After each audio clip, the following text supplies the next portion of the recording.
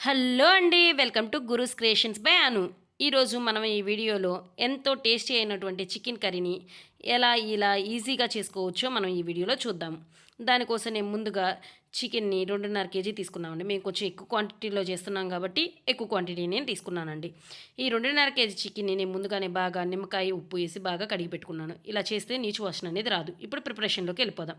దానికోసం ముందుగా నేను ఒక స్టవ్ మీద ఒక వెడల్పాటి దబర పెట్టుకున్నానండి. దాంట్లో కొంచెం ఆయిల్ ఏసాను. ఆ ఆయిల్ అనేది హీట్ ఎక్కేదాకా అలానే మరిగిచ్చాను. ఇలా ఆయిల్ హీట్ ఎక్కిన తర్వాత దీంట్లో సన్నగా తరుక్కున్నటువంటి ఉల్లిపాయల్ని వేస్తున్నాను. ఇలా ఈ ఆనియన్స్ అనేవి బాగా సన్నగా తరుక్కొని మాత్రమే వేసుకోవాలి. అప్పుడు మాత్రమే ఈ ఆనియన్స్ అనేవి బాగా మగ్గి ఈ కర్రీకి ఇవే బాగా టేస్ట్ అవుతాయన్నమాట. అందుకోసం ఈ ఆనియన్స్ ఇలా సన్నగా తరుక్కోవాలి. దీంట్లోనే కొన్ని పచ్చిమిర్చి కూడా నేను చీలికలుగా కోసి ఏసాననమాట. ఈ ఆనియన్స్, ఈ పచ్చిమిర్చి అన్నీ ఏగాలి. దీంట్లోనే కొంచెం ఉప్పు, కల్లుప్పు కూడా యాడ్ చేశాను. ఈ కల్లుప్పు యాడ్ చేసిన తర్వాత కొంచెం కరివేపాకు కూడా యాడ్ చేశాను. ఇలా వీటన్నిటిని ఇప్పుడు బాగా కలబెడుతున్నాను. ఈ ఆయిల్‌లో ఈ ఆనియన్స్, పచ్చిమిర్చి, కరివేపాకు బాగా ఏగి మంచి ఫ్లేవర్ అనేది వస్తుంది. ఇప్పుడు దీంట్లోకి నేను కొంచెం టమోటాస్ అనేవి సన్నగా పొడవుగా తరిగి అవి కూడా యాడ్ చేస్తున్నాను. ఈ సన్నగా పొడవుగా తరిగిన టమోటాస్ యాడ్ చేసి దీంట్లోనే కొంచెం అల్లం వెల్లుల్లి పేస్ట్ కూడా వేస్తున్నానండి.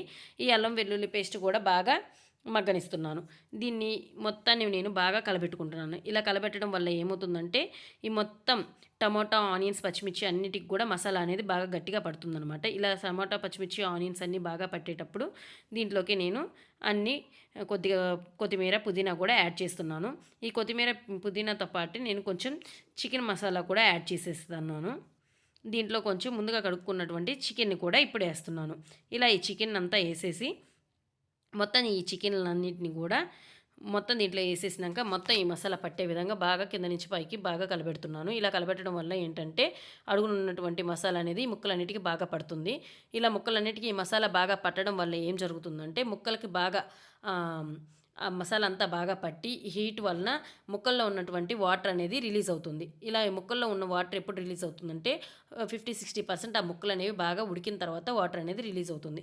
అలా ఈ ముక్కలన్నీ బాగా ఉడికిన తర్వాత మాత్రమే మనం వాటర్ అనేది యాడ్ చేసుకోవాలి. అంతేగాని ముందే వాటర్ అనేది యాడ్ చేస్తే కర్రీ అనేది అంత బాగోదు. పైగా కొంచెం స్మెల్ కూడా వస్తుందనమాట. అందుకని ముందు ముక్కల్నే బాగా ఉడికించుకోవాలి. ఆ ముక్కల్లో ఉన్న వాటర్ ముందు బయటకు వచ్చే విధంగా చూసుకోవాలి. ఇలా ముక్కల్లో ఉన్న వాటర్ బయటకు వచ్చిన తర్వాత మాత్రమే మనకు కావాల్సిన వాటర్ అనేది యాడ్ చేసుకోవాలి. ఇలా ఈ ముక్కల్ని బాగా మసాలా పట్టేటట్టు బాగా కలబెట్టుకుంటున్నాను.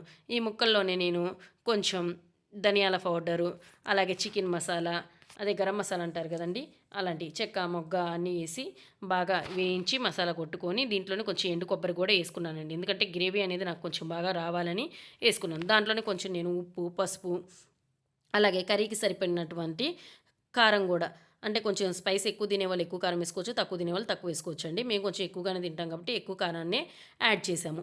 ఇలా మొత్తాన్ని యాడ్ చేసేసి మొత్తాన్ని ఈ ముక్కలకు బాగా పట్టించి బాగా కలబెడుతున్నాను. ఇందాక చెప్పాను కదండి, అల్లం వెల్లుల్లి పేస్ట్ మసాలాలు అన్నీ వేయడం వల్ల ఏంటంటే ఇది పెద్ద పొయ్యి కావడంతో మంట కూడా కొంచెం ఎక్కువగా వస్తుంది కదండి. ఈ మసాలాలు అనేవి బాగా అడుగు పట్టేసి కొంచెం మాడినట్టు అవుతున్నాయి అనమాట. అందుకని అలా అవ్వకుండా ఉండడం కోసం మేము కొంచెం గట్టిగా కలబెడుతున్నాం. ఇలా గట్టిగా మనం కలబెడుతూ చూసుకుంటూ ఉంటే ఇలా కలబెట్టినప్పుడు అదిగోండి చూడండి ముక్కల్లో ఉన్న వాటర్ అంతా కూడా అలా రిలీజ్ అవుతుంది.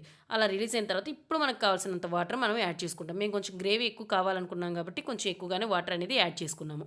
ఇలా వాటర్ యాడ్ చేసుకున్న తర్వాత మనం పైన కొంచెం కొత్తిమీర అనేది వేసేసుకొని దాన్ని బాగా ఉడకబెట్టుకోవడమేనండి. ఇప్పుడు ఆల్రెడీ మనకి ఒక 60% దాకా ముక్క ఉడికింది కదండి. ఈ వాటర్ పోసినాక రిమైనింగ్ కూడా ఉడికేస్తుంది. ఇలా ముక్కలు మనకు బాగా ఉడికాయి అని అనిపించిన తర్వాత ఇలా బాగా బాయిల్ అవుతుందండి. ఇప్పుడు చూసారు కదా ఎలా బాయిల్ అవుతుందో, ఇలా బాయిల్ అయ్యి మన కర్రీ అనేది రెడీ అయిపోయింది. ఫైనల్గా మన కర్రీ అనేది ఇలా రెడీ అయిపోయిందండి. ఇంతే, ఎంతో టేస్టీ అండ్ ఈజీ అయినటువంటి చికెన్ కర్రీ మీరు కూడా తయారు చేసేసుకోండి. ఇలాంటి మంచి మంచి రెసిపీస్ కోసం మన ఛానల్ని చూస్తూ ఉండండి. Thank you. Bye bye. Please like, share and comment, subscribe. Bye bye.